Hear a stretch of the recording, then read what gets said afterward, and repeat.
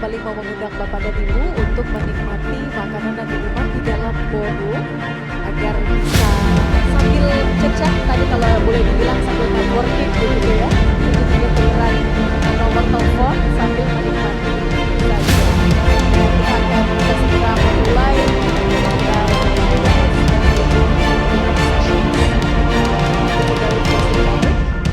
So I would love to have everyone here. Thank you very much.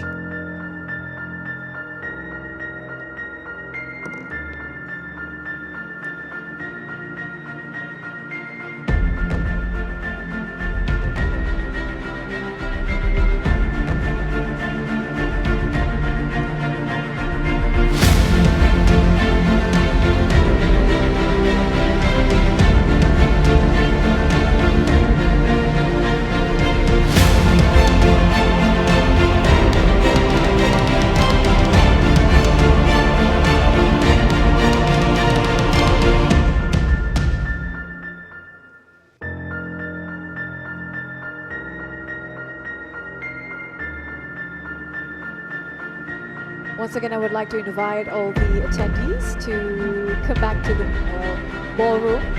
You can have your snacks inside, you can enjoy the coffee break right inside the ballroom. So you can continue to our next session. The theme is preparing human resources for a decarbonized energy system that was moderated by Mr. Chatur Wibowo as a thematic lead of Rural Electrification South North Corporations GIZ. Bapak dan Ibu, saya mohon untuk menikmati makanan dan minumannya di dalam ballroom sambil ngobrol dan berjejaring agar setelah ini bisa melanjutkan sesi yang berikutnya dengan tema Preparing Human Resources for a Decarbonized Energy System yang akan dimoderatori oleh Bapak Chatur Wibowo.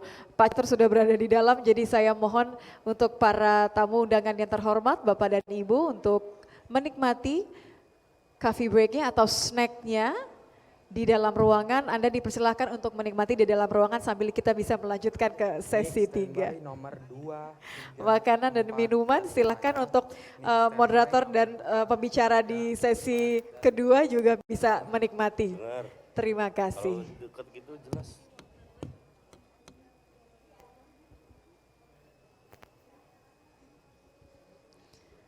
Once again, I would like to invite all the attendees to come back inside the ballroom.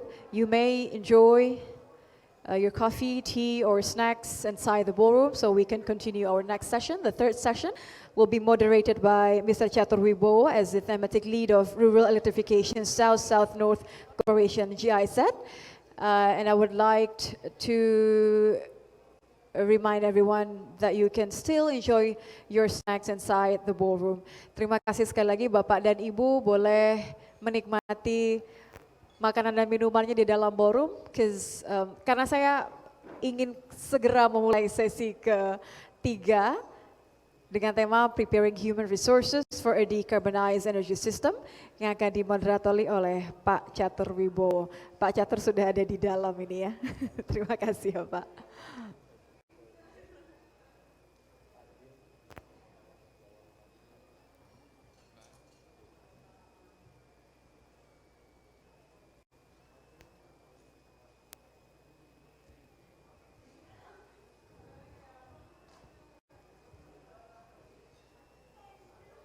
Selain di area free function, Bapak dan Ibu, di area luar, di foyer juga Anda bisa menikmati, atau di area pavilion ini ada pameran showcasing, Anda bisa bertukar informasi, ada knowledge and sharing area di luar, ada banyak informasi dan edukasi untuk Bapak dan Ibu terkait dengan Indonesia Sustainable Energy Week yang mana hari ini adalah hari terakhir. Jadi ini adalah kesempatan terakhir untuk mendapatkan informasi dan juga sharing knowledge sebanyak-banyaknya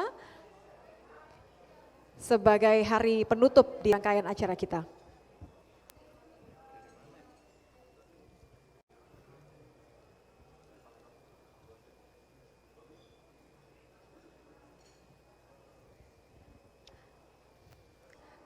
Bapak dan Ibu yang terhormat, kita akan segera memulai sesi ketiga yang akan dimoderatori oleh Bapak Chatur.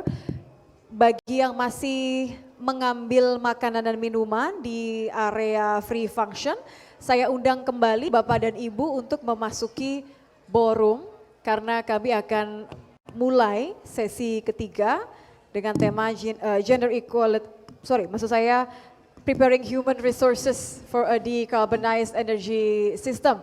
Setelah tadi kita menikmati sesi kedua, Gender Equality and Social Inclusion for a Just Energy Transitions. Sekali lagi saya undang Bapak dan Ibu mungkin yang masih menikmati atau mengambil makanan dan minuman yang ada di luar, jangan khawatir Anda masih bisa menikmati makanan dan minumannya selama sesi 3.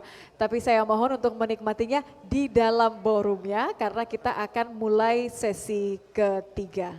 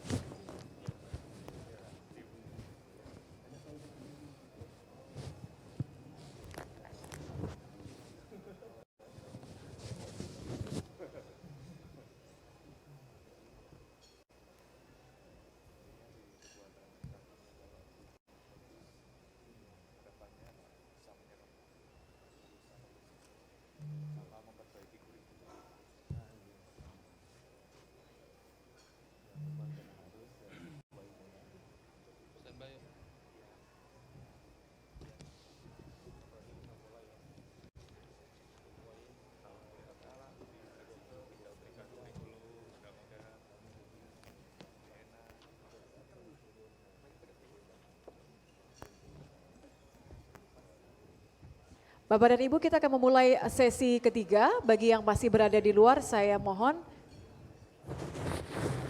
sediaannya untuk masuk kembali ke dalam ballroom karena kita akan mulai sesi ketiga, yakni Preparing Human Resources for a Decarbonized Energy System. Akan ada pembicara yang juga membahas terkait dengan pendekatan yang dibutuhkan. Kita punya banyak sekali insight setelah tadi tema kedua mengenai gender and inclusive, and then kita akan bahas mengenai bagaimana mempersiapkan sumber daya manusia untuk decarbonized energy system ini. Nanti akan ada 4 pembicara yang akan bergabung di sesi ketiga. Kalau begitu saya izin untuk mulai ya Bapak dan Ibu ya, sesi ketiga. Bagi yang masih menikmati makanan silahkan nikmati makanan dan minuman Anda sambil mendengarkan diskusi di sesi ketiga ini. Bismillahirrahmanirrahim. Bapak dan Ibu, selamat datang kembali. Kita masih berdiskusi, ini adalah sesi ketiga dari total ada 2 sesi lagi nanti setelah makan siang bersama. Dan khususnya pada topik hari ini, di sesi ketiga hari ini bertema Preparing Human Resources for a Decarbonized Energy System. Tadi kita bicara mengenai transisi menuju sistem energi dekarbonisasi. Tentu ini adalah perubahan yang begitu mendasar ya kalau kita bicara mengenai bagaimana memproduksi, distribusi dan juga mengonsumsi energi. Tentu ada banyak hal yang harus dibicarakan, terutama mengenai pendekatan seperti apa yang paling cocok untuk mempersiapkan terutama sumber daya kita, angkatan kerja kita. Kalau kita mau Presiden punya visi Indonesia Emas 2045, artinya ini harus dipersiapkan dari sekarang bagaimana angkatan kerja kita ini siap untuk transisi energi. Tantangan banyak sekali tapi peluangnya saya yakin lebih banyak. Nah untuk itu, without further ado ladies and gentlemen, I would like to start the third session, Preparing Human Resources for a Decarbonized Energy System. Please welcome, give the biggest round of applause for our moderator for the third session, Bapak Catur Wibowo, Thematic Lead of Rural Electrification South North Corporation, GIZ.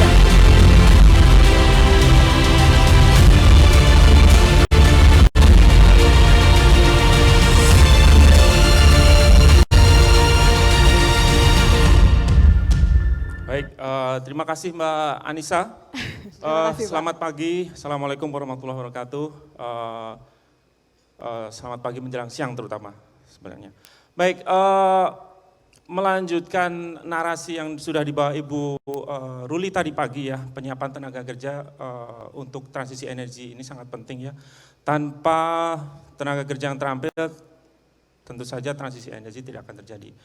Oleh karena itu, untuk sesi ini ada 4 pembicara yang mewakili regulator, ada dari swasta, ada dari training institution, dan juga dari development partners. Yang pertama saya undang Dr. Darendra Wardana, beliau adalah koordinator bidang analis hukum, ketenagakerjaan, Direktorat Ketenagakerjaan Kementerian Perencanaan Pembangunan Bappenas. Silakan Pak Darendra.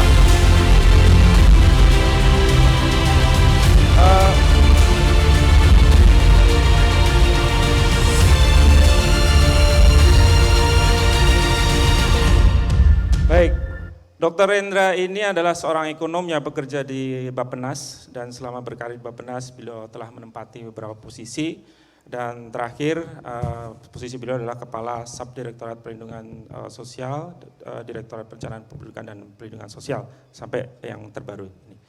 Yang kedua, saya undang Ibu Asvita Wulandari Saragih.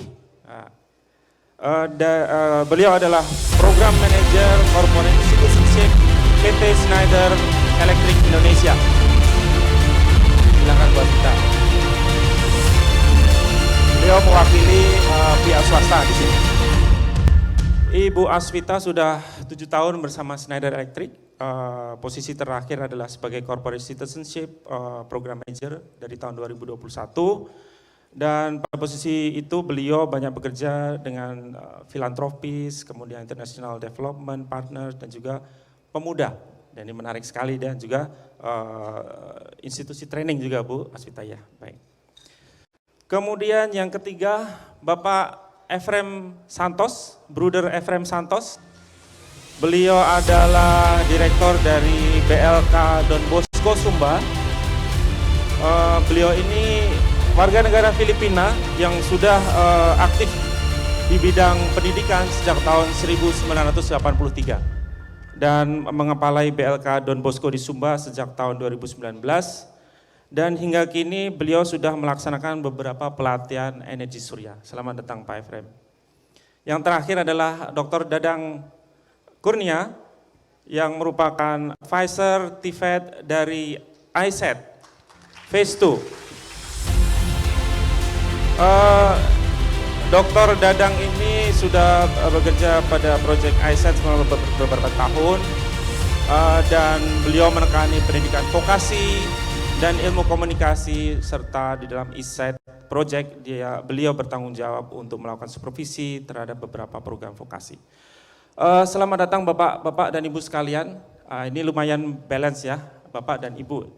Jadi saya sangat bangga bersama Bapak Ibu sekalian. Silakan duduk Bapak Ibu sekalian. Sesi berikutnya adalah semacam TED Talk Bapak Ibu sekalian. Jadi Bapak Ibu ini nanti kita berikan waktu sekitar 5 menit untuk menyampaikan informasi atau gagasan yang terkait dengan institusi beliau.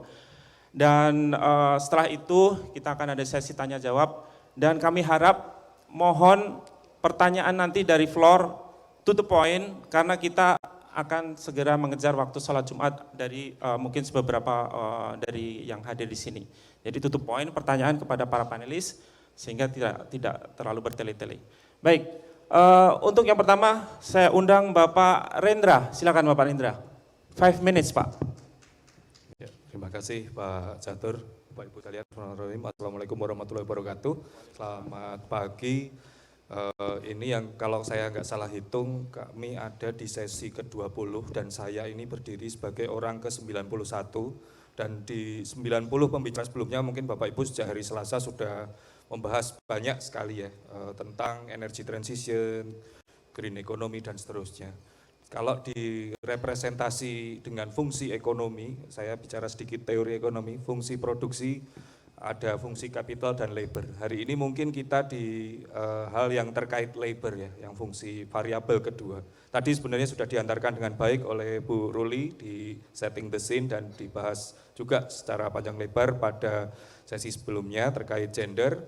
Jadi mungkin kalau boleh dibilang kita sudah membahas apa saja terkait capital, terkait proses bisnis, terkait value chain dan seterusnya, potensi-potensi yang ada. Nah ini kita sekarang berbicara tentang bagaimana kita mengembangkan SDM-nya, SDM yang mendukung green jobs. Dengan potensi yang ada, tadi di sesi pagi hari Bu Ruli menyampaikan ada berapa ratus atau berapa ribu saya lupa tahun kerja ya Bu ya. Kalau menurut hitungan beberapa yang lain ada skenario bisa menyerap 1,8 juta sampai 2,2 juta.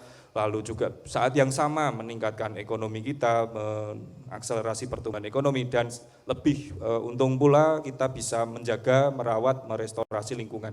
Jadi ada 3 manfaat besar sebenarnya kalau kita turut mengembangkan SDM ini, SDM untuk pekerjaan hijau.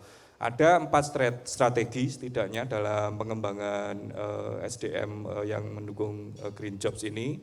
Yang pertama tentunya yang paling penting adalah pemahaman. Apa sih pekerjaan hijau, di mana nanti bekerja dan seterusnya tadi sudah dibahas dengan baik, minat masyarakat, dunia usaha yang akan menyerap di mana dan seterusnya. Lalu ekosistemnya, ekosistem bisa meliputi fasilitas pelatihan, pendidikan, dunia usaha, dunia industri, dan lain sebagainya, yang ini tentunya juga sangat penting. Ini hanya bisa terbentuk kalau pemahaman terbentuk. Yang ketiga adalah kesiapan SDM-nya, jadi setelah ada demand-nya, baru bisa kita siapkan SDM-nya. Ini mungkin cara urutan yang tepat ya, jadi kalau TVET, kebijakan TVET di Indonesia, Perpres 68, kata kuncinya demand driven, demand based, demand oriented. Jadi ada demand dulu baru kita cetak supply-nya, cetak tenaga kerja yang siap. Itu mungkin akan menjawab persoalan mismatch, menjawab link and match dan seterusnya. Dan strategi keempat tentunya ini yang juga paling penting ya, memperkuat peran asosiasi dan dunia usaha, dunia industri, dunia kerja. Kalau di Perpres kebaruan dari Perpres 68 terkait vokasi adalah menaruh Kadin selaku perwakilan dunia usaha, dunia industri sebagai penentu kebijakan, perumus kebijakan. Jadi tidak sebagai beneficiary, jadi juga ada tanggung jawab dunia usaha, dunia industri dalam mengarahkan, dalam menyusun, dalam membawa angkatan kerja kita menjadi lebih siap. Di situ ada pekerjaan masa depan, salah satunya pekerjaan hijau. Kalau pekerjaan digital mungkin bisa dibilang sudah tidak lagi masa depan. Saat ini sudah banyak pekerjaan digital, tapi mungkin perubahannya yang banyak. Untuk pekerjaan hijau ini tentunya juga masih akan ada banyak yang harus kita lakukan. Saat ini kita sudah memulai dengan penyusunan draft regulasi ya, harapannya nanti sudah bisa kita peroleh draft awalnya di tahun ini. Sembari menunggu itu kita sudah mulai menyusun peta okupasi, tadi sudah disebutkan beberapa kali, jadi bentuk-bentuk pekerjaan apa dengan keahlian apa bisa diakses di petaokupasi.bappenas.go.id. Lalu kita juga sudah mulai membentuk tim yang sebagai bagian dari tim koordinasi nasional vokasi. Kita sudah mulai mengangkat isu-isu pekerjaan hijau dan di saat yang sama kita saat ini menyusun rencana pembangunan jangka panjang, visi Indonesia menjadi negara maju di 2045 harus didukung ada istilah middle class jobs, jadi pekerjaannya juga berkualitas, menjaga lingkungan, berkualitas, dan ini ada turunan-turunan lain nih, ada green jobs, nanti ada blue economy, yang terbaru ada bioekonomi, dan mungkin ada pekerjaan-pekerjaan masa depan lainnya. Mungkin itu sebagai pengantar, terima kasih. Baik, terima kasih Pak Rendra. Tepuk tangan buat Pak Rendra ya. Menarik sekali paparan singkat Pak Rendra bahwa ternyata dunia usaha juga akan dilibatkan untuk penyusunan kebijakan begitu Pak Rendra. Baik, melanjutkan dan supaya koneksinya seamless seperti itu, maka saya undang Ibu Aswita dari pihak swasta, mewakili pihak swasta untuk mempresentasikan ide-idenya dan juga kemungkinan apa yang saja yang sudah dikerjakan oleh PT Schneider Indonesia. Silakan. Oke, terima kasih Pak Catur, izin Bapak-Bapak. Hello everyone, I'm Aswita from Schneider Electric Indonesia. Next. So, sorry, belum. Next. So I'm standing here in front of a video which represent climate disasters. Dan saya rasa ini juga menjadi topik kenapa sekarang kita banyak membicarakan tentang sustainable energy, because we don't want to do the same mistakes and we want to fix our behavior to the planet. Next. Progress is being made, but we need to go faster. Next. How many times faster? 3 times faster. Kita sudah berhasil escape dari trajektori kenaikan 6 derajat Celcius menjadi 2,5 derajat Celcius. Tapi bukan itu yang kita sepakati di Paris Agreement. Kita hanya allow untuk naikin suhu 1,5 derajat Celcius. Bagaimana kita menurunkannya? Menurut riset kita harus lebih hemat atau saving carbon emission dari 4 gigaton menjadi 10 sampai 15 gigaton. Next. Nah, upaya dekarbonisasi dapat dilihat dari 2 sisi koin. Sisi pertama yaitu di sisi supply. Ini yang sudah sangat baik diintervensi oleh kita semua, yaitu mereplace energy sources ke clean energy. Dan next, saya yakin itu pasti tidak mudah karena faktanya, karena Indonesia itu kaya akan mineral resource. Kita terbanyak untuk nikel, timah, aluminium, tembaga, dan lain-lain. Teman-teman bisa lihat peta di sini, ini adalah representasi GDP ekonomi di mana kita masih sangat tergantung oleh extractive sectors. Yang sudah hijau hanya di Pulau Jawa, di mana rasio elektrifikasi sudah baik, banyak otomasi, sehingga banyak faktor yang mendukung roda ekonomi berputar. Next. Nah, that leads me to remind all of us that there is another side of the coin, yaitu the demand. Apa yang kita bisa intervensi yaitu reduce for efficiency and circularity dan electrify the process. Nah, now you see the both sides, and I want to say a good news that the technology is here. Perusahaan seperti Schneider Electric dan perusahaan-perusahaan lain sudah menyediakan teknologi untuk energi transisi. Lalu kita kurang apa? Next. Nah, apa yang bisa kita support untuk energi transisi? Salah satunya adalah peningkatan skill. Oke, it's okay. Next. Dalam perjalanan Indonesia mendekarbonisasi, itu pasti tidak bisa terlepas dari unsur ekonomi dan pengembangan sumber daya manusia. Di tahun 2030 terprediksi bahwa job di electrical sector akan lebih banyak daripada extractive sectors. Dan Indonesia tidak perlu khawatir karena 24% populasi kita masih anak muda, lalu pendidikan juga memiliki anggaran yang baik. Jadi seharusnya kita bersama bisa memanfaatkan momentum ini untuk mengembangkan sumber daya manusia. Di sini contohnya ada 1.000 SMK di bidang kelistrikan di Indonesia. Tantangan yang perlu kita bantu adalah membantu mereka catch up dengan teknologi yang ada dan bagaimana menerapkannya di classroom. Next. Because we believe collective action will bridge us to the progress and sustainability for all. Next.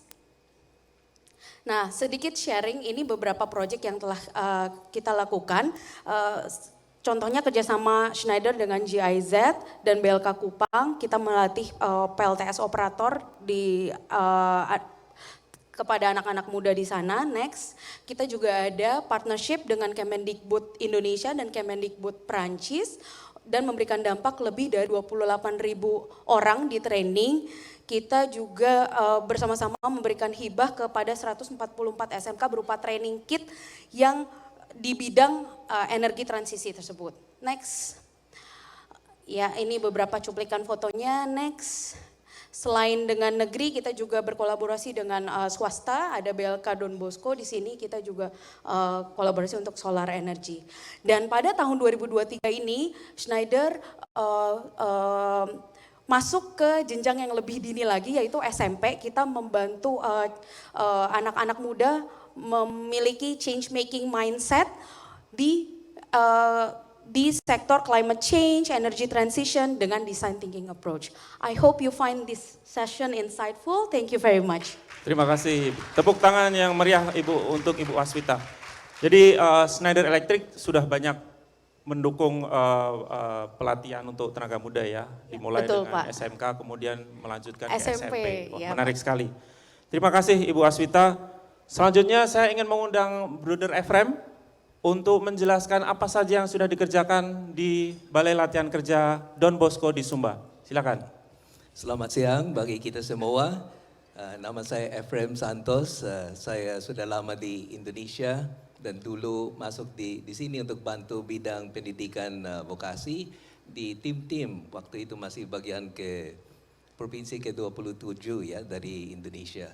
Sekarang saya ada di Sumba dan di situ tempat yang terpencil dan juga agak banyak potensi, maka di sana kami bangun BLK supaya ikut dengan pengembangan Iconic Island dan menggunakan yang energi dari matahari yang cukup kuat di sana untuk meningkatkan kemampuan dan potensi dan kompetensi dari kaum muda yang ada di sana untuk ambil bagian, berpartisipasi daripada jadi penonton ketika PT-PT EPC datang untuk bangun PLTS atau apa saja, PLTMH ya, dan yang lain-lain untuk mengembangkan pulau itu, tapi mereka tidak ikut, hanya nonton. So maka di BLK sini kami adakan seperti itu. Memang banyak tantangan dari budaya di sana. Kami juga harus melawan yang budaya di mana yang wanita itu tidak diberi perhatian. Maka kami ada banyak murid yang dari kalangan kaum wanita dan juga instruktur kami juga jadi bagian dari bisa dibilang 30% adalah wanita juga di dalam staffing kami. Dan sebagai slide kedua, ini adalah apa saja yang kami lakukan untuk menghadapi banyak tantangan di pulau terpencil, di daerah 3T yang mereka bilang. Itu networking, kerjasama dengan pemerintah. Karena juga pemerintah sudah melakukan banyak hal yang positif juga ya, sudah menentukan SKKNI, sudah ada lembaga akreditasi, bantu pelatihan-pelatihan, walaupun masih kurang dan mungkin tidak sampai di pulau-pulau yang terjauh dari, yang agak jauh dari pusat, tapi tetap kita ambil kesempatan untuk ikut sama standar. Jangan sampai karena kami ada di daerah yang miskin dan ada banyak keterbatasan, sangat mahal barang-barang di sana karena ongkos transportnya juga sudah memaksa untuk naik harga dan tantangan-tantangan lagi yang lain. Tapi tetap kita optimis bahwa justru di mana ada yang masalah-masalah itu dan keterbelakangan bisa jadi tercover, didukung juga.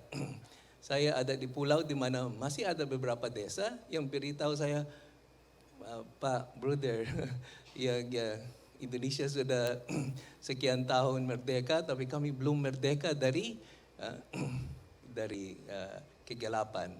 Kalau malam, harus pakai yang lampu itu dari sumbu ya, yang kerosene, minyak tanah, dan juga kadang-kadang sudah sampai di situ elektrifikasi yang kecil seperti center, rechargeable battery dan hal-hal seperti itu. Tapi PLN juga belum masuk karena sangat mahal investasinya untuk itu. Maka sebagai slide yang berikut untuk jadi solusi adalah selalu harus kerjasama, networking. So maka saya jadi anggota juga dari Asosiasi Solar Energy di Indonesia dan juga di berbagai Chamber of Commerce supaya bisa ketemu perusahaan-perusahaan dan juga kerjasama dengan universitas. Universitas Unika Semarang sudah pernah datang, mau adakan proyek. Unpar juga di Bandung sudah bulan yang lalu datang untuk bantu mengembangkan kami, dianggap sebagai sister school atau semacam itu, target untuk corporate social responsibility mereka dan yang lain-lain. Yang penting daripada mengeluh, we do what we can. Dan terima kasih atas antara kita di sini yang terlibat, karena bukan saja kursus sel surya yang kami pegang, tapi BLK ini punya juga jurusan sepeda motor, ada juga yang komputer, ada juga sampai kecantikan. Kami juga menawarkan kursus-kursus itu untuk kaum muda di sana. Terima kasih dan selamat siang. Baik, terima kasih Bapak Efrem. Tepuk tangan yang meriah untuk Bapak Efrem. Jadi BLK Don Bosco yang menarik adalah untuk energi terbarukan sudah memiliki trainer perempuannya, Pak Efrem ya, dan juga murid-murid yang dilatih dari perempuan. Jadi menarik ini bahwa di Sumba sudah terjadi. Yang terakhir saya mohon ke depan untuk Dr. Dadang Kurnia untuk menyampaikan ide-idenya terkait green jobs di Indonesia. Silakan Pak Dadang. Bismillahirrahmanirrahim. Terima kasih banyak Mas Catur. Selamat pagi Bapak Ibu semua. Izinkan saya dari Project iSet sedikit berbagi tentang implementasi program kami dalam rangka mendorong atau mensupport ketersediaan tenaga-tenaga kerja yang terampil dalam sektor energi terbarukan. Bapak Ibu semua, saya rasa kita semua sepakat ya bahwa aspek sumber daya yang mumpuni, sumber daya yang handal, sumber daya manusia maksud saya, itu adalah sebuah penentu keberhasilan dan keefektifan dari sebuah proses perjalanan pembangunan terutama di sektor energi terbarukan. Dalam hal ini kami di proyek iSet berusaha untuk mempersembahkan yang terbaik dalam kerangka yang penuh dengan limitasi, baik dari sisi waktu maupun dari sisi budget begitu. Nah, untuk mengimplementasikan program kami yang berhubungan dengan penyiapan tenaga kerja untuk menyambut tren transisi energi di Indonesia, kami menggandeng pihak industri untuk bersama kami mengimplementasikan berbagai program kerja untuk mendorong ketersediaan tenaga kerja yang handal. Kami dengan mereka alhamdulillah dipertemukan pada saat kami bekerjasama dengan BMTI di Bandung dengan pelaku-pelaku industri yang cukup punya komitmen yang tinggi, punya dedikasi dalam berkontribusi untuk pengembangan keterampilan. Ya. Karena pada kenyataan tidak mudah menemukan banyak industri yang di kita untuk energi terbarukan itu masih terbatas, ya, yang mereka mau berkomitmen. Next. Dengan adanya kerjasama ini, alhamdulillah kami bisa mendeliver berbagai pelatihan dengan berbagai topik itu hampir di berbagai pelosok di Indonesia, dari mulai Aceh sampai ke Papua. Anda bisa lihat di sini ada Sumatera Barat, ada Kalimantan Utara, Sulawesi, dan sebagainya. Ini merupakan hal yang membahagiakan di satu sisi, tapi di sisi lain kami dihadapkan dengan challenge-challenge yang luar biasa. Karena dengan datangnya kami menjemput bola untuk pelatihan ini, kami dihadapkan dengan tingkat heterogenitas dari para peserta. Bayangkan Bapak Ibu semua, ada misalnya para peserta yang datang dari pedalaman yang jauh sekali, yang mereka membutuhkan waktu 2-3 jam, bahkan sampai 5 jam, melalui darat, melalui sungai, bahkan terbang juga dari berbagai wilayah begitu. Tapi alhamdulillah, sungguh kami sangat mengapresiasi antusiasme dari para peserta yang kami latih. Ini menunjukkan bahwa kebutuhan akan pengembangan energi terbarukan sangatlah tinggi. Dan dengan kerjasama ini dengan industri, kami alhamdulillah sejauh ini sudah sampai saat ini sudah berhasil melatih sekitar lebih dari 1.300 orang di berbagai pelosok. Berikutnya, next. Oke, next. Oke. Bapak Ibu semua, dalam implementasinya, kerjasama dengan industri dalam melatih ini merupakan sebuah opsi yang sangat baik. Ya, mengingat karena industri itu memiliki kapasitas, memiliki kompetensi yang tidak dimiliki oleh pelaku lain. Mereka secara teknis mumpuni, mereka mempunyai pengalaman manajerial di proyek-proyek mereka memiliki pengalaman empiris dalam kerja, dan yang tidak kalah pentingnya networking yang mereka miliki juga sangat membantu pekerjaan kami. Kami melalui networking mereka bisa mendatangkan peserta dari berbagai wilayah, bisa mendatangkan perwakilan dari berbagai industri, serta komunitas-komunitas lokal serta pemerintah lokal. Dengan sinergi ini kita bisa bekerja dengan cepat. Tapi di sisi lain ada hal yang cukup challenging ketika kita bekerja sama dengan mereka, bahwa mereka secara metodis dan didaktis dalam penyampaian itu masih lemah. Ya, wajar saja karena itu bukan core bisnis dari mereka. Untuk mensiasati ini, kami di ISED memberikan beberapa intervensi, di antaranya ada pelatihan ADAIB atau pelatihan untuk meningkatkan kapasitas didaktik dan tentang vokasi dari para pelatih industri. Kemudian kami juga senantiasa berkoordinasi dan mensupervisi di lapangan secara langsung untuk mereview, merefleksikan dan kemudian merekomendasikan berbagai macam perbaikan day by day. Dan dengan kerjasama ini, alhamdulillah kita bisa maju bersama. Dan semoga kerjasama seperti ini bisa terus kita lakukan dalam rangka mempersiapkan tenaga kerja yang handal di sektor energi terbarukan. Terima kasih. Terima kasih. Tepuk tangannya meriah untuk Pak Dadang. Selanjutnya adalah sesi tanya jawab. Mungkin Bapak-Bapak bisa geser ke sini supaya kita bisa agak ke tengah. Cukup baik. Sebenarnya saya akan buka sesi tanya jawab untuk audiens di sini. Cuma saya masih ada satu pertanyaan penasaran nih buat Pak Rendra nih. Satu pertanyaan saja Pak Rendra. Terkait dengan pilar keempat tadi ya, kebijakannya Pak Rendra ya. Sebenarnya kebijakan apa saja sih yang sudah ada nih dari pemerintah Indonesia Pak? Mau mungkin bisa diterangkan secara singkat Pak, terus terang. Ya, mungkin kebijakan yang terkait topik pada hari ini ada banyak sekali ya. Mungkin diawali dari kita punya Perpres Ruen ya yang sudah Bapak Ibu ketahui 22/2017.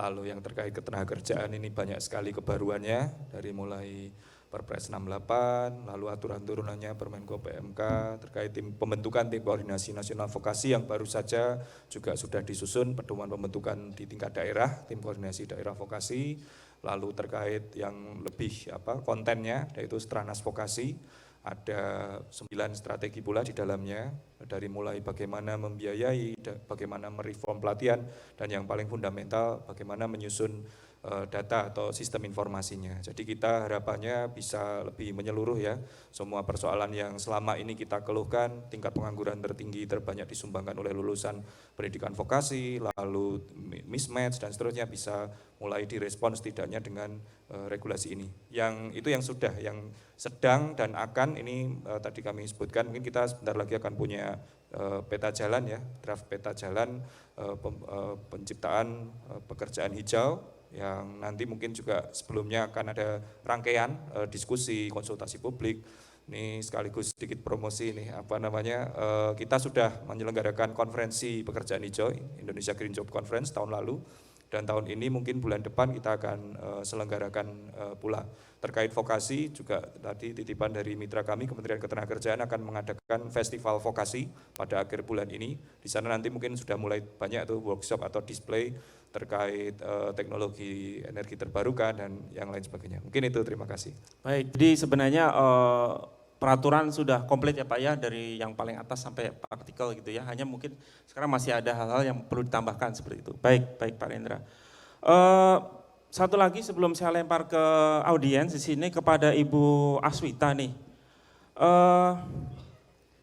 Jadi saya mau tanya begini Bu Aswita, bagaimana sih caranya industri bisa berkolaborasi dengan lembaga penyedia pelatihan seperti itu, sehingga mereka nanti bisa bisa menangkap para lulusan itu dengan cepat gitu ya.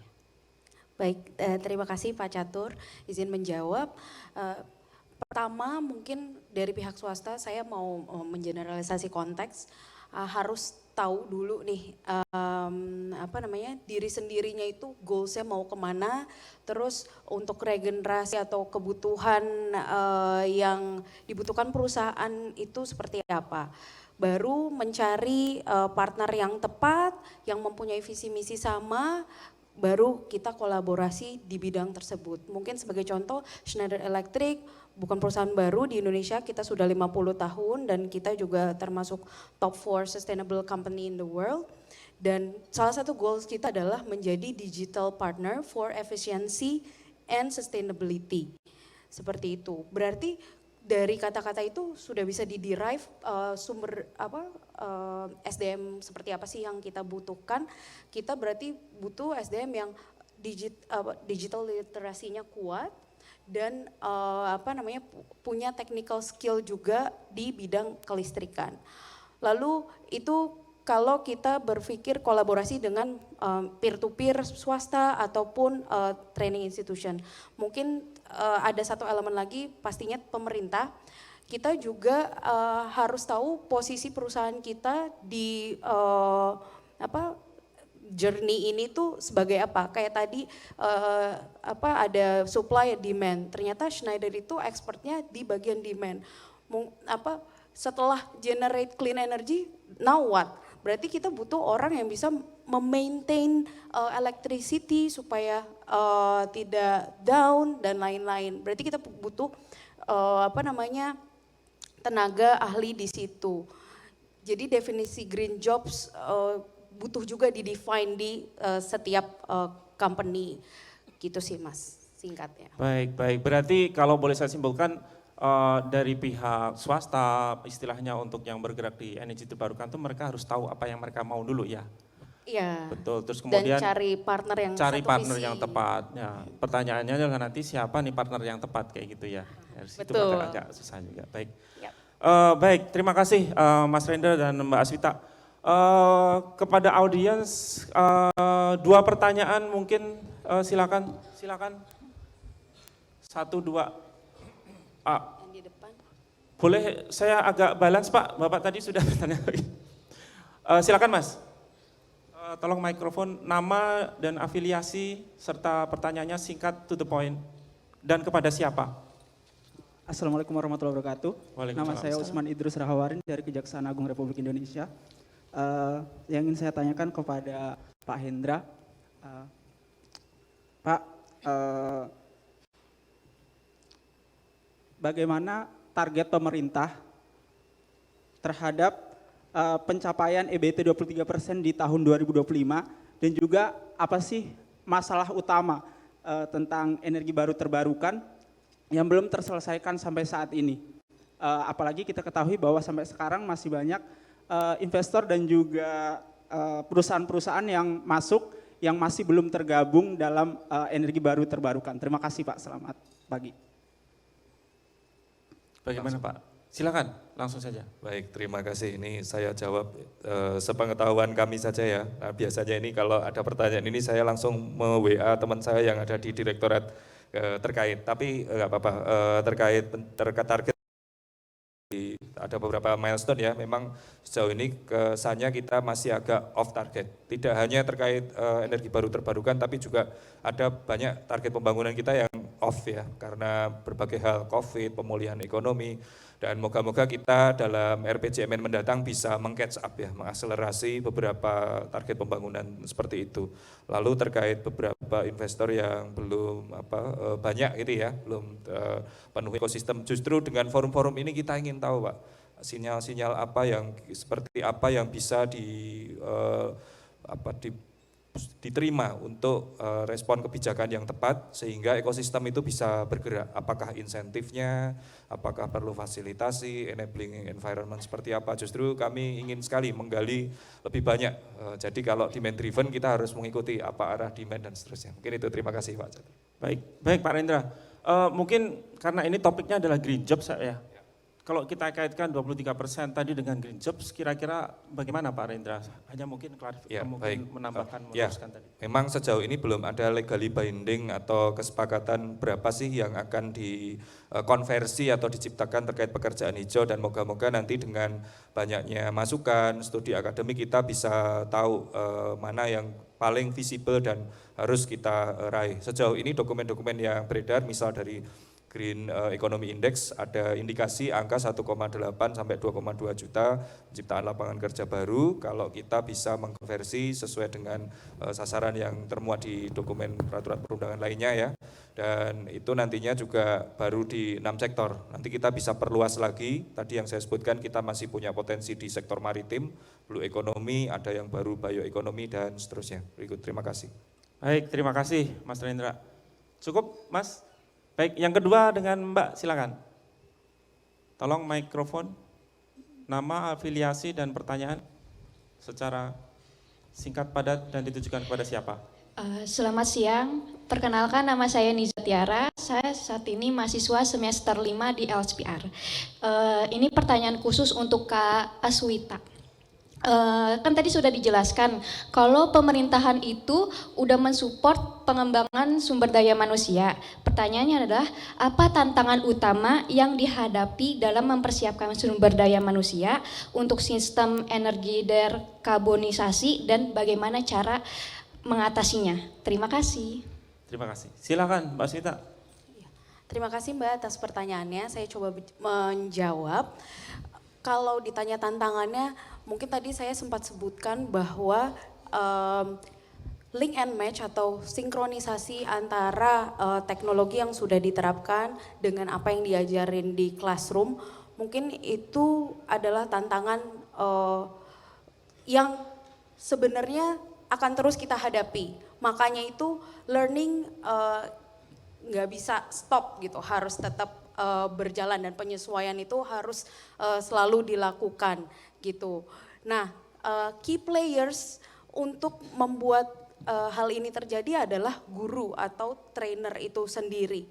Sehingga di sini saya lihat banyak dari kementerian, terutama dari Kementerian Pendidikan atau Kementerian Tenaga Kerjaan, mereka banyak punya program training of trainers. Harapannya ilmu atau upskill yang sudah diberikan oleh pihak swasta ataupun pendamping lainnya bisa diteruskan ke banyak students di seluruh penjuru Indonesia. Jadi tantangannya lebih itu sih, transfer knowledge dari lapangan ke classroom dan metodenya seperti apa, terus menggerakkan si key playersnya pun itu tantangan yang butuh kolaborasi banyak pihak, menemukan metode yang efektif di classroom itu seperti apa, and it can be done alone and it can be done overnight. Itu.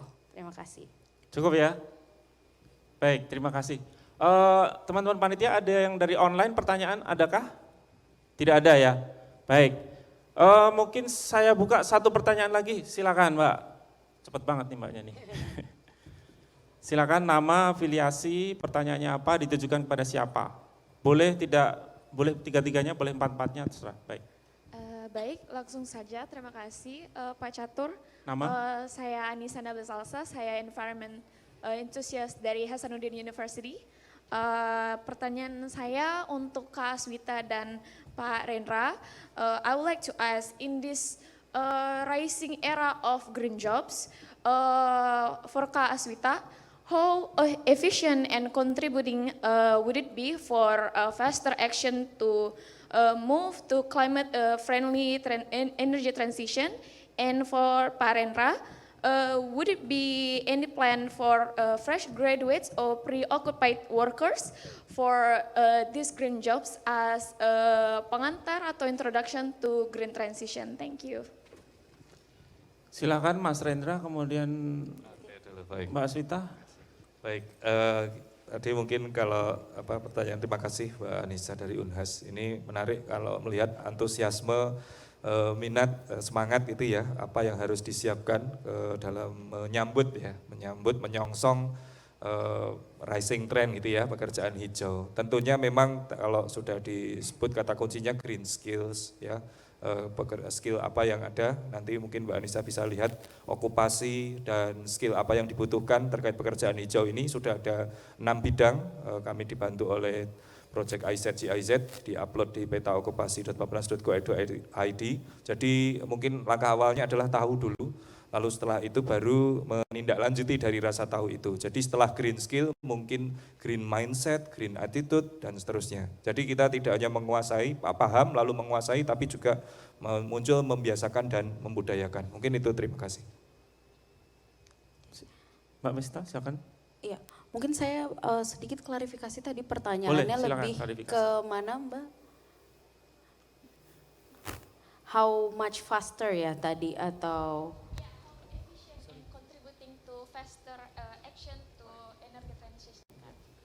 Oh oke, baik. Nah, kalau dari Schneider sendiri itu kita mencoba unggul di bidang yang mungkin kita bukan mungkin, tapi yang kita ekspertis di situ. Misalnya kita itu banyak memberikan solusi digitalisasi elektrifikasi tatanan arsitektur kelistrikan di suatu domain seperti misalnya building atau industri maksudnya factory gitu ya Mbak, ataupun kayak misalnya oil and gas, water networks dan lain-lain. How much?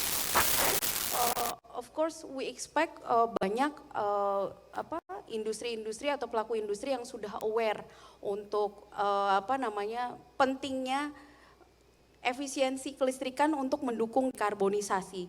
Seberapa cepatnya mungkin tidak bisa didefinisikan, tapi yang jelas kita butuh semua industri itu sadar bahwa untuk menjadi green tidak hanya dia harus pakai solar rooftop, tapi bisa juga mereka dengan mengefisiensikan kelistrikan ataupun sistem-sistem yang berpotensi mengeluarkan atau mengemisikan karbon di dalam premisnya atau kayak gedungnya. Terima kasih. Baik, cukup. Baik, jadi mungkin dari industri juga harus tahu peluang-peluang potensi apa untuk mendukung transisi ya, sehingga nanti mereka cocok mencari skill-skill di lapangan. Yep. Baik, sebelum saya lempar lagi ke audiens, saya ingin menanyakan kepada Bruder Efrem dan Pak Dadang nih. Terkait dengan ini, peluang pelatihan dan pengembangan skill yang tersedia di Indonesia, apakah mereka itu bisa diakses dengan mudah, dan kemudian apakah mereka itu juga selaras dengan kebutuhan industri seperti itu? Mungkin Bruder Efrem dulu, kemudian Pak Dadang. Yang ada sekarang itu apakah bisa diakses dengan mudah, apakah sesuai dengan industri, kebutuhan industri? Baik, terima kasih Pak Catur. Yang memang pelatihan itu khususnya yang up to date dan yang lengkap itu mahal, dan seringkali penyelenggara dari pelatihan terbatas. Karena itu harus ada kerjasama, karena banyak kali vendor-vendor yang lain atau industri EPC yang ada di lapangan, ada beberapa hal yang bisa diibakan atau diberikan kepada tempat pelatihan seperti yang dilakukan oleh PT Schneider dan PT-PT yang lain terhadap sekolah-sekolah dan juga kepada kami yang ada di BLK ya, di LPK. Tapi juga di pihak yang lain kita juga tentang harganya, kami juga sudah mulai masuk dalam tawaran dari pemerintah, khususnya dengan kartu prakerja, supaya sebagian dari expenses, dari biaya itu bisa disupport oleh pemerintahan, selain daripada paket-paket yang diberikan oleh Kementerian Tenaga Kerja untuk umum lewat LPK yang ada. Yang memang itu yang peluang yang diberikan, karena saya juga melihat sendiri bahwa pemerintah kita ada upaya untuk mengembangkan ini, karena kalau kurang bagus atau kompeten yang tenaga kerja kita dan transisi kita atau hal-hal yang berhubungan dengan upaya yang kita mau adakan terhadap menjadi lebih eco-friendly yang penggunaan energi, itu jadi terhambat kalau kurang kompeten yang orang-orangnya. Selain daripada itu, mungkin saya mau tambahkan bahwa pelatihan itu butuh waktu. Ibu tadi bilang not overnight, karena itu saya agak melawan dengan praktek yang biasanya karena dana terbatas dari pemerintahan, contohnya satu paket 50 juta. Banyak kali LPK yang ada hanya memberikan pelatihan 1 minggu.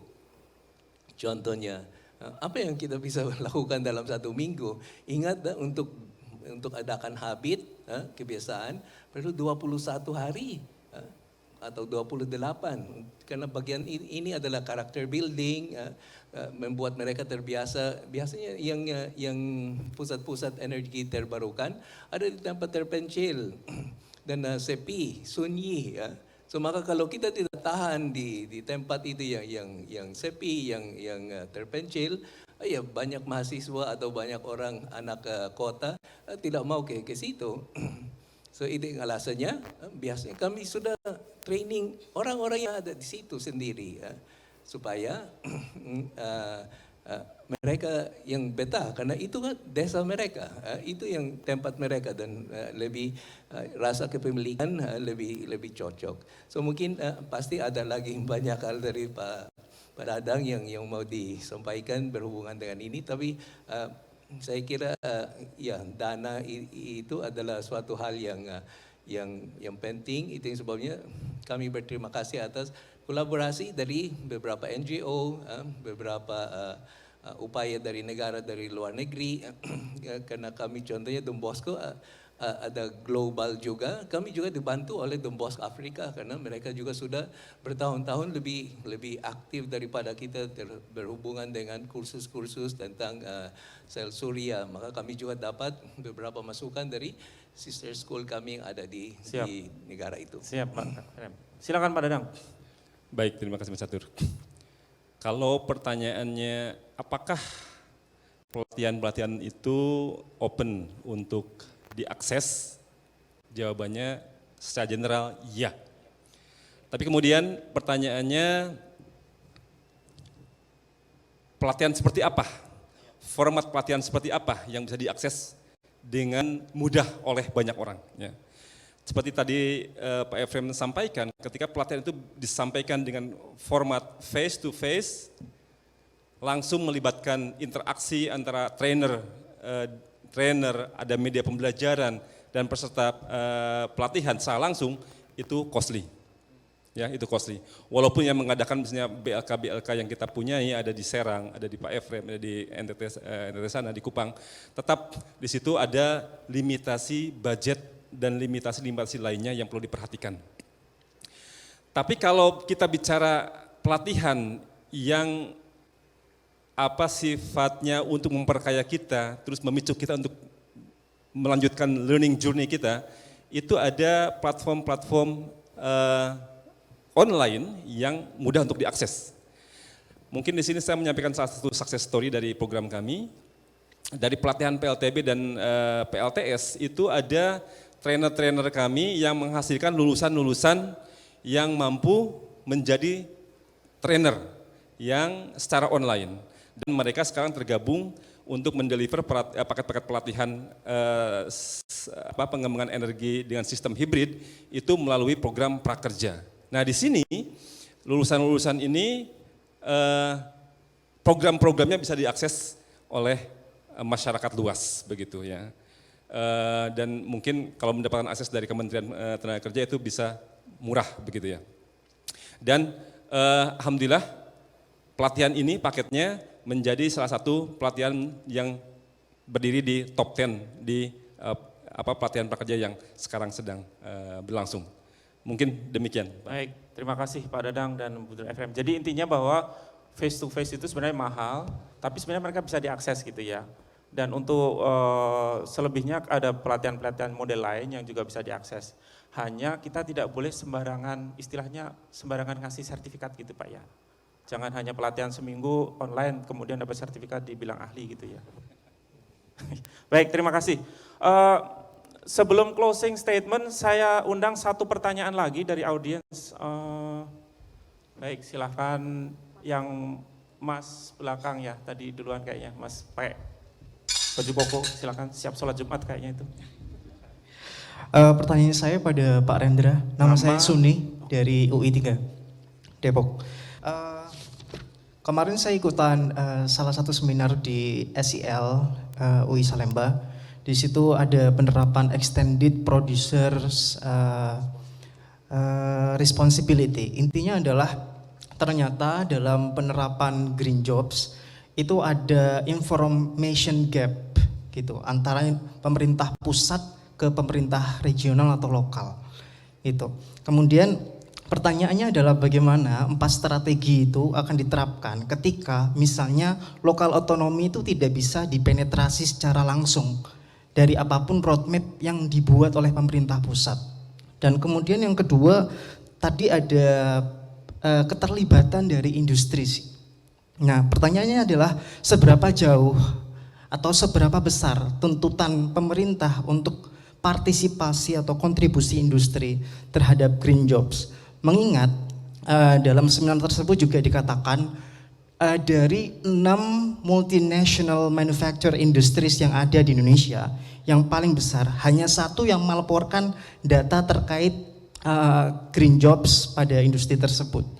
Gitu. Sehingga saya bisa simpulkan compliance industri terhadap tuntutan green job roadmaps itu masih sangat minimum. Nah, kontribusinya seberapa besar atau seberapa jauh? Terima kasih. Terima kasih. Keren Baik, Pak. luar biasa. Terima kasih pertanyaannya ini tidak salah kami dihadirkan di sini untuk merespon terhadap aspirasi sekaligus pertanyaan yang pertama terkait information gap. Bahkan ada gap lain ya, termasuk resources gap, capacity capability gap antara pusat dan daerah yang mungkin juga terjadi tidak hanya untuk sektor green economy, green jobs ini. Memang satu-satunya cara adalah kita ya dengan berbagai instrumen ya. Kalau anggaran kan ada dana alokasi baik umum maupun khusus, DBH, ada bagi hasil dan seterusnya yang bisa kita kendalikan. Ada sistem mekanisme reward and punishment terkait fiskal ini ya. Lalu ada juga yang istilahnya sifatnya lebih ke deliberatif. Kita punya forum rapat koordinasi pusat daerah, Rakortek Renbang, yang dilaksanakan oleh Kemendagri setiap tahun, di Bappenas juga ada Musrenbang dari mulai desa dan seterusnya. Dan sebenarnya dengan proses yang ada, kita juga berharap bahwa semua agenda pembangunan yang ada di pusat itu diderivasikan atau diturunkan, diterjemahkan di tingkat daerah seoptimal mungkin. Mungkin sesuai dengan kebutuhan. Ada daerah yang tidak sektornya misalnya punya keunggulan, dia akan unggul di situ. Dengan kita berasumsi bahwa dengan melaksanakan seperti itu tentunya daerah juga akan istilahnya terangkat, dan ini juga kalau berbicara tentang politik ya, modal pembibitan kaderisasi kepala daerah ke jenjang yang lebih tinggi. Itu yang pertama. Yang kedua, seberapa jauh harapan keterlibatan industri? Kalau angka kita memang belum dapat, belum menemukan studi yang tepat atau formula ya. Mungkin yang terbaik adalah sebesar-besarnya dari apa yang bisa diserahkan atau dilakukan gitu. Dan ini kan tadi kunci utamanya mungkin kerjaan gotong royong. Jadi kita memang harapannya bisa lebih besar lagi. Mungkin selama ini baru sedikit, bisa jadi sebabnya ada 2, mungkin belum tahu atau belum tersosialisasikan. Yang kedua mungkin memang masih learning proses atau masih cari cara yang tepatnya seperti apa. Dari hari-hari sebelumnya kita tahu ya bahwa memang ada barrier terkait cost, terkait yang lain-lain. Nah ini dengan forum seperti ini kita belajar praktek yang baik, industri bisa tahu mana yang cocok buat mereka dan pemerintah bisa menerapkan insentif atau kebijakan yang tepat juga untuk merespon itu. Mungkin itu, terima kasih. Siap Pak Rendra. Oke, baik, terima kasih para panelis, terima kasih. Sepertinya waktu sudah hampir mendekati 11.45. Saya mohon Pak Dadang, kemudian Pak Efrem, Mbak Asvita, dan terakhir Mas Rendra untuk menyediakan closing statement terkait sesi kita hari ini. Baik, berapa lama? 2 jam ya? Enggak, 1 menit. 1 menit. Baik Bapak Ibu semua, dalam closing remarks ini mungkin saya sedikit menyimpulkan saja dari apa yang tadi kita bicarakan dari awal sampai akhir, dari mulai Buruli sampai sekarang kita ini, bahwa penyiapan sumber daya manusia yang handal untuk mendukung pembangunan energi terbarukan dalam merespon tren transisi energi ini memerlukan sebuah kerja serius, terencana, tersistematis, terstruktur, dan terorkestrasi dengan baik, juga terkoordinasikan. Karena seperti kita tahu, dalam teori pendidikan, sebuah investasi yang kita tanamkan dalam membangun skill itu baru bisa dirasakan, dipetik di masa yang akan datang yang tidak sedikit waktunya. Untuk itu sekali lagi kerjasama di antara semua stakeholders itu perlu dibuka kerannya agar masing-masing memiliki input, memiliki peran yang bisa berkontribusi terhadap pengembangan SDM tersebut. Terima kasih. Baik, terima kasih. Silakan, Brother Efrem. Baik, sebagai closing statement, ya saya nyambung juga dengan Pak Dadang bahwa kita perlu kolaborasi. Karena seperti Ibu bilang tadi, we cannot do it alone. Terima kasih. Mbak Aswita? Ya, sebagai closing remarks, mungkin untuk preparing atau menyiapkan sumber daya manusia yang handal di decarbonized energy system, itu perlu beberapa langkah. Mungkin saya highlight 2 poin. Kalau dari Schneider, langkah pragmatis kita langsung terjun, buka program internship PKL untuk SMK atau politeknik di pabrik kami, lalu kita observe gapnya di mana, jadi langsung terjun. Lalu di universitas kita punya kompetisi global namanya Go Green. Kita sering menang, biasanya anak UI atau ITB menjuarai kompetisi itu baik di regional maupun global. Kita kirim anak-anak itu berkompetisi langsung misalnya di Boston atau di Paris atau di Barcelona tempat kita berada, untuk memberikan inovasi-inovasi tentang energi atau dekarbonisasi gitu, energi transisi atau dekarbonisasi. Lalu langkah strategis kita mengusung scalable partnership. Saya harap di sini mungkin ada dari misalnya Pertamina atau PLN atau mungkin Bapak in the future kita bisa buat partnership yang lebih meaningful, misalnya pembangunan desa mandiri energi atau misalnya penyediaan akses air bersih melalui solar water pump dan lain-lain. Let's get that spirit spirit filantropi juga, mungkin ada teman-teman swasta bisa kita kolaborasi untuk dampak yang lebih meaningful. Terima kasih. Thank you Mbak Aswita. Gongnya ini Pak Rendra nih, silakan Pak. Ya, saya ada 2 sih. Yang pertama mungkin harapan kami, semoga juga menjadi harapan Bapak Ibu sekalian, yaitu pekerjaan hijau atau hal-hal baru yang kita bicarakan ini bisa menjawab tantangan masa depan sekaligus menyelesaikan persoalan masa lalu yang masih terhutang ya. Jadi ketika kita bahas mungkin 5-10 tahun lagi misalnya terkait penciptaan lapangan pekerjaan, itulah pekerjaan hijau gitu ya. Jadi tidak ada lagi dikotomi atau pemisahan di masa depan bahwa kita harusnya sudah move on atau sudah progresif. Itu yang pertama yang terkait harapan. Yang kedua mungkin ini ajakan atau mungkin masih mendorong terutama generasi muda. Tadi saya ikuti dari sesi pertama atau bahkan dari kemarin-kemarin, semangatnya luar biasa, keingintahuannya juga besar.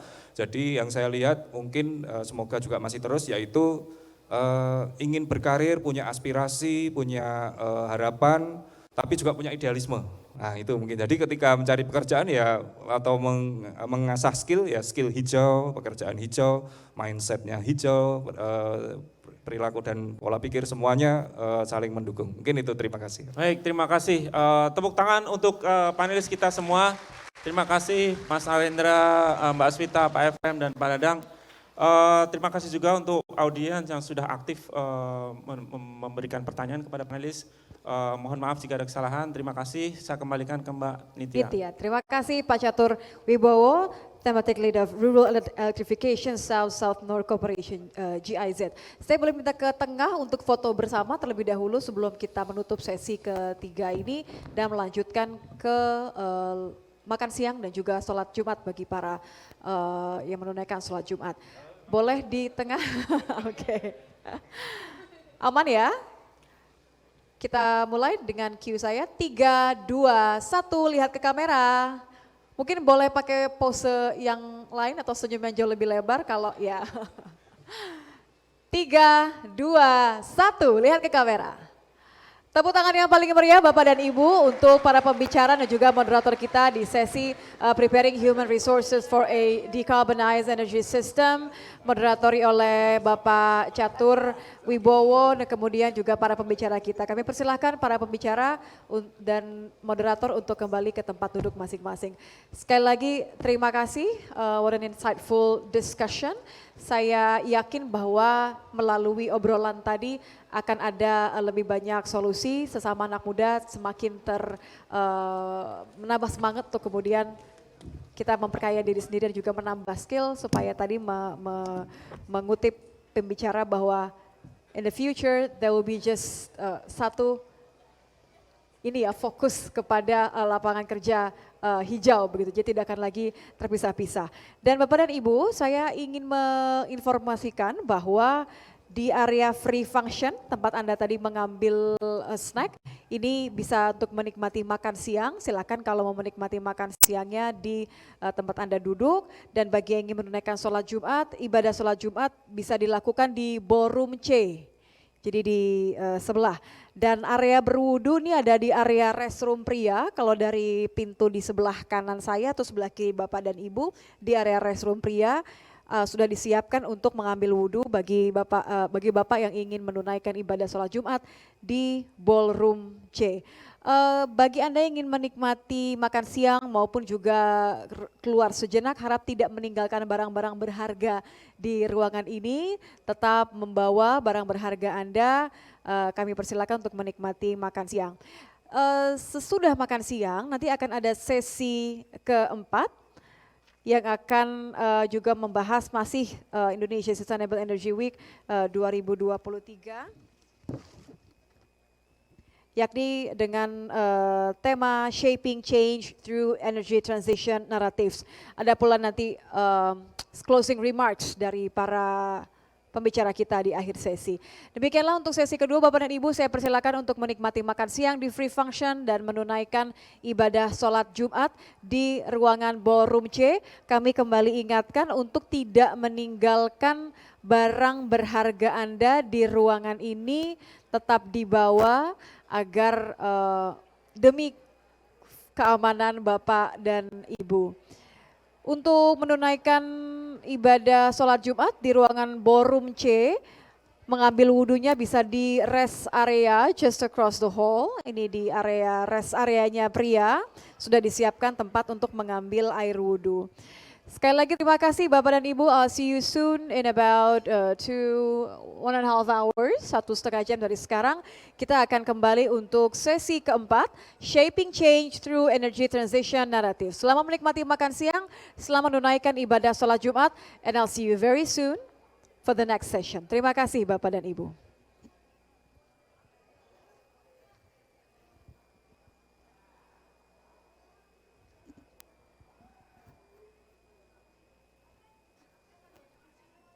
Ruang keluarga pun juga harus bicara generasi ke depan gitu, ini harus kita obrolin. Benar sekali, Mas. Menarik.